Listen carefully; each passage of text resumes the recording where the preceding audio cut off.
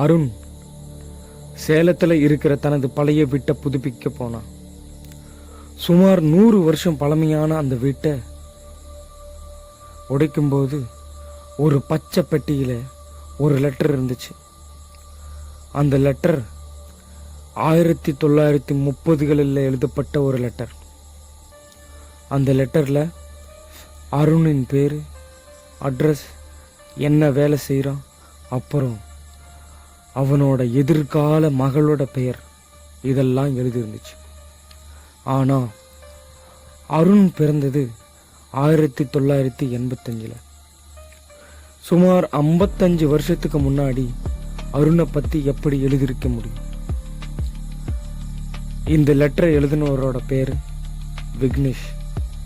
அவர் இந்த வீட்டோட ஓனர்னும் அவர் 1935 காணாமல் போனவர்னும் தெரிய வந்துச்சு. அந்த லெட்டரில் நீயும் நானும் மீண்டும் சந்திப்போம் ஒரு வேறு காலத்தில் அப்படின்னு எழுதியிருந்துச்சு. அதுக்கப்புறம் அந்த லெட்டர் காணாமல் போயிடுச்சு. எங்கே தேடினாலும் கிடைக்கல.